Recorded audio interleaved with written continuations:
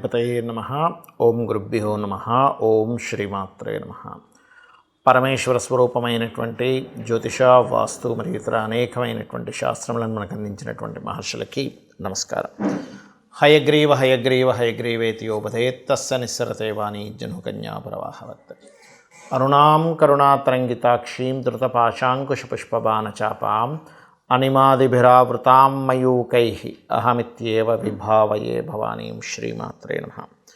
ప్రేక్షకులకి ఆ లలితాంబిక అమ్మవారి యొక్క అనుగ్రహం పరిపూర్ణంగా కలగాలని మనస్ఫూర్తి కోరుకుంటూ మనం ఈరోజు చెప్పుకోబోయేటువంటి టాపిక్ ఏమిటి అంటే, ఒక్కొక్క యోగం గురించి మనం తెలుసుకుంటూ ఉన్నాం. చాలామంది జాతచక్రాలు చూసుకొని మాకు ఫలానా గజకేసరి యోగం ఉంది, లేకపోతే బుధాయిత్ యోగం ఉంది, అనఫా యోగం ఉంది, సునఫా యోగం ఉంది, చాలా రకాల యోగాలు ఉన్నాయి, పంచమహాపురుష యోగాలు ఉంది అని చెప్తున్నారు. కానీ దానికి రిజల్ట్ ఎందుకు రావట్లేదు అనేటువంటి సంశయాలు చాలామందికి ఉన్నాయి. రిజల్ట్ రావాలంటే ఏం చేయాలి, ఏదైనా యోగం కంప్లీట్గా మీకు రిజల్ట్ ఇవ్వాలంటే అది ఏ రకంగా ఉండాలి, ఎప్పుడు రిజల్ట్ ఇస్తుంది అనేటువంటి విషయాలు ఇప్పుడు మనం ఒక్కొక్క యోగపరంగా చెప్పుకుందాం. ఇవాళ మనం చెప్పుకోబోయేటువంటి టాపిక్ ఏంటంటే గజకేసరి యోగము. ఇది చాలామంది జాతకాల్లో ఉంటుంటుంది. కొంతమందికి అద్భుతమైనటువంటి రిజల్ట్ ఇస్తుంది, మరి కొంతమందికి యావరేజ్గా ఉంటుంది, మరి కొంతమందికి అసలు ఆ యోగం ఉంది కానీ అసలు ఏమీ పనిచేయట్లేదా అనిపిస్తూ ఉంటుంది. దానికి కారణాలు ఏంటో తెలుసుకుందాం. మొట్టమొదటిగా అసలు గజకేసరి యోగం అంటే ఎలా చూస్తారు దాన్ని అంటే, గురువు మరియు చంద్రుడు వీటి వల్ల ఫామ్ అవుతుంది. ఈ గురువు మీకు జన్మరాశి చక్రంలో ఎక్కడున్నా కూడా ఎక్సెప్ట్ మకరంలో ఉన్నప్పుడు, ఎందుకంటే మకరంలో గురువు నీచ పొందుతాడు. నీచ పొందినప్పుడు ఆ గజకేసరి యోగం ఇచ్చే రిజల్ట్ పెద్దగా ఇవ్వదు. ఇక్కడ గురువు నీచపడ్డప్పుడు, చంద్రుడు ఇక్కడ నీచపడ్డప్పుడు, అంటే చంద్రుడు ఇక్కడున్నా మీకు గజకేసరి యోగంలో ఉండేటువంటి బలం పూర్తిగా తగ్గుతుంది. Point number 1. రెండవది, అసలు గజకేసరి యోగం ఎలా చూడాలి అంటే, మీకు ఉదాహరణకి గురువు ఇక్కడ ఉన్నాడు అనుకోండి, కాసేపు మేషంలో గురువు ఇక్కడ నుంచి 4వ స్థానం అంటే 1, 2, 3, 4 ఇక్కడ చంద్రుడు ఉన్నాడు. ఇది గజకేసరి యోగం. ఇంకొకటి కూడా ఉంది, గురువు ఇక్కడ ఉన్నాడు 1, 2, 3, 4తో పాటు 5, 6, 7 అంటే సప్తమ స్థానం, ఎగ్జాక్ట్లీగా 7వ స్థానంలో ఉన్న గజకేసరి యోగం.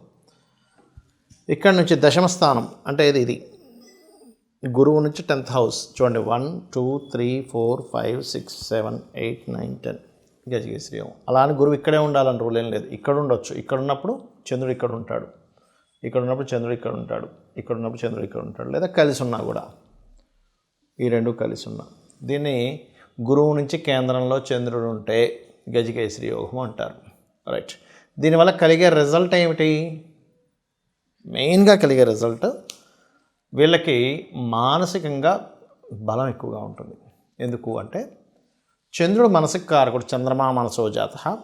గురువు ఏ గ్రహానికి సంబంధం కలిగితే ఆ గ్రహానికి బలాన్ని ఇస్తాడు. ఇప్పుడు చంద్రుడు బలం పెరిగింది అంటే మానసిక స్థితి వీళ్ళకి చాలా స్ట్రాంగ్గా ఉంటుంది. చంద్రబలం అంటే ఆనందంగా ఉంటారు. మ్యాక్సిమం వీళ్ళు ఆనందాన్ని ఇచ్చేటువంటిది మనసు ప్రధానంగా. చూడండి, మనం ఎక్కడికైనా వెళ్ళాలి, నా మనసు బాగాలేదు నేను రాలేమంటాం. ఎందుకు, మనసుకేమైంది, మీరు రావచ్చుగా అంటే, అబ్బా నా వల్ల కాదండి, సినిమాకి రమ్మన్నా రాలేం. ఎందుకు అంటే చంద్రుడు బలాన్ని తగ్గించాడు. అలాంటి చంద్రుడు గురువుతో కలిసి ఉంటే ఫస్ట్ బ్రహ్మాండమైనటువంటి రిజల్ట్ ఇస్తాడు. గురువు నుంచి 4వ స్థానంలో ఉన్నా కూడా ఇది గజకేసరి యోగం. గురువు సప్తమం నుంచి చూస్తున్నా. అయితే ఇక్కడ మనకు చిన్న ఎగ్జాంపుల్ ఏంటంటే, ఒక్కొక్కసారి ఇలా ఉంటుంది, ఇక్కడ గురువు ఇక్కడ చంద్రుడు ఉంటాడు, గజకేసరి యోగం అంటాం. కానీ గురువు వక్రిస్తే యోగా ఈజ్ క్యాన్సిల్డ్.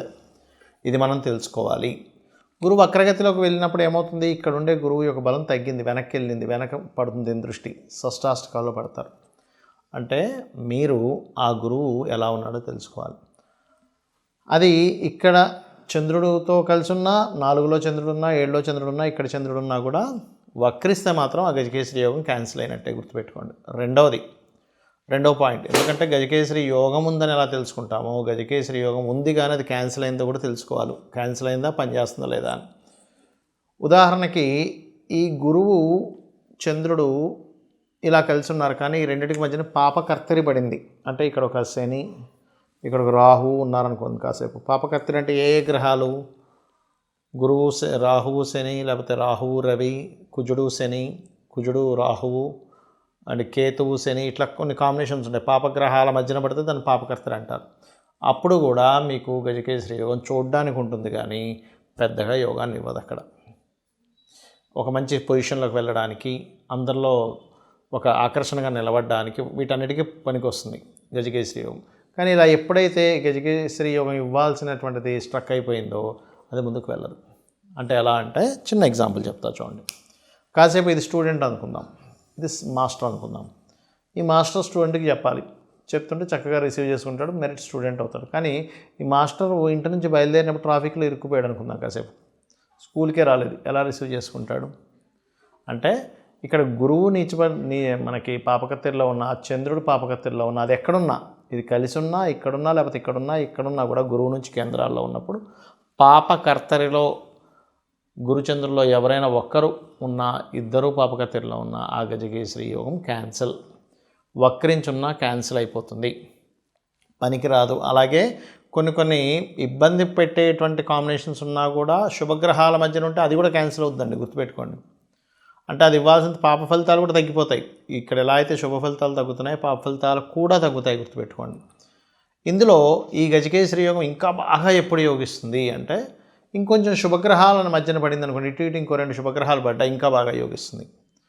అది పర్టికులర్గా ఈ యొక్క మహాదశలు రావాలంటే గురువులో చంద్రుడు, చంద్రుల్లో గురువు కానీ వచ్చినప్పుడు, ఆ 2 గ్రహాలు బాగున్నప్పుడు ఆ సమయంలో వాళ్ళు తీసుకున్న డెసిషన్స్ కానివ్వండి.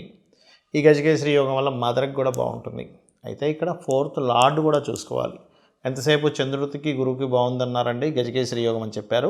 మదర్ చాలా అద్భుతంగా ఉందని చెప్పారు. కానీ మా మదర్ కాస్త ఎప్పటికప్పుడు హెల్త్ ఇష్యూస్ ఉన్నాయంటే 4వ స్థానాధిపతి పాడయ్యాడని అర్థం. గజకేసరి యోగం ఉంది కదా, వాహనాలు కొంటా అన్నారు కానీ నేను వాహనం కొనలేదంటే దాని అర్థం ఏంటంటే శుక్రుడు కూడా పాడయ్యాడని అర్థం.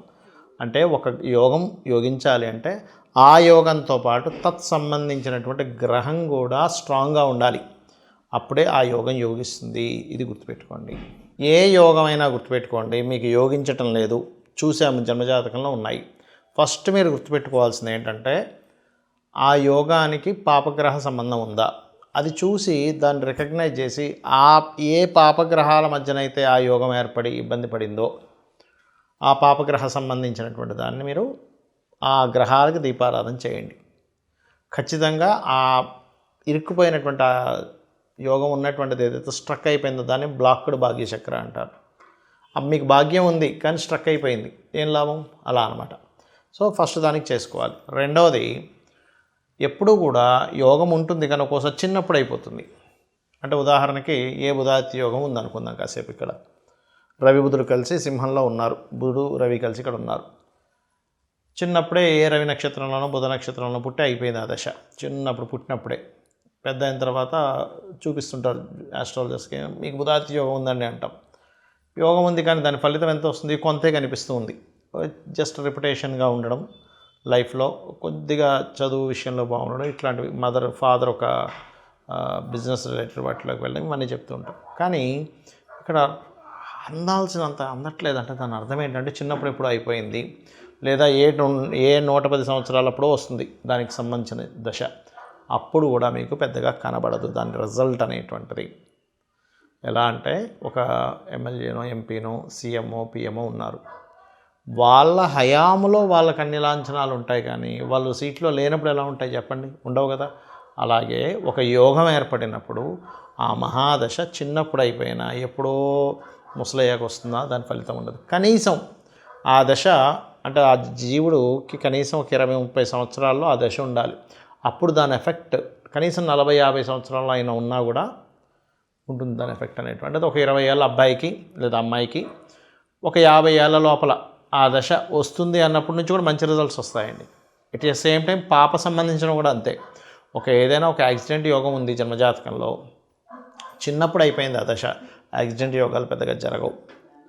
అదేవిధంగా యాక్సిడెంట్ యోగం ఉన్న మహాదశలు నడుస్తున్నాయి అదే టైంలో, అప్పుడు యాక్సిడెంట్ యోగాస్ అవుతాయి. అంటే ఎప్పుడైనా సరే గుర్తుపెట్టుకోండి, యోగము అంటే ఒక ప్లానెట్ ఇంకో ప్లానెట్తో కలవడం, ఒక ప్లానెట్ ఒక నక్షత్రంలో ఉండడం, ఒక ప్లానెట్ వెళ్ళి ఒక రాశిలో ఉండడం యోగము అంటారు. ఆ యోగం మీకు ఎప్పుడు సిద్ధిస్తుంది అంటే దానికి ఉన్నటువంటి బలాన్ని బట్టి అది సిద్ధిస్తుంది, దానికి ఉండేటువంటి మహాదశని బట్టి అది సిద్ధిస్తుంది. అది చిన్నప్పుడు అయిపోయిన మహాదశ ఎప్పుడో 110-120 సంవత్సరాలకు వచ్చినా సిద్ధించదు. దీంతోపాటు ఇంకొక ముఖ్యమైన విషయం ఏంటంటే ఇక్కడ అది ఏ యోగం అయితే ఉందో దానికి సంబంధించినటువంటి పని మీరు చేస్తుంటే కూడా అది సిద్ధిస్తుంది. అంటే ఉదాహరణకి ఏ బుధాదిత్య యోగం ఉంది, రాజకీయ సంబంధించిన వాటిలోనో మెడికల్ రంగాల్లోనో ఉన్నారు, అప్పుడు సిద్ధిస్తుంది. గజకేసరి యోగం ఉంది, మీరు ఏ ఫుడ్ రిలేటెడ్ దాంట్లోనే మీకు ధనయోగం ఉంది, అప్పుడు సిద్ధిస్తుంది. లేకపోతే ఇంకోటి రకరకాల యోగాలు, అనఫా యోగం, సునఫా యోగం, వాటి బట్టి మనం తెలుసుకుంటూ ఉండాలి. శ్రీమాత్రే నమః.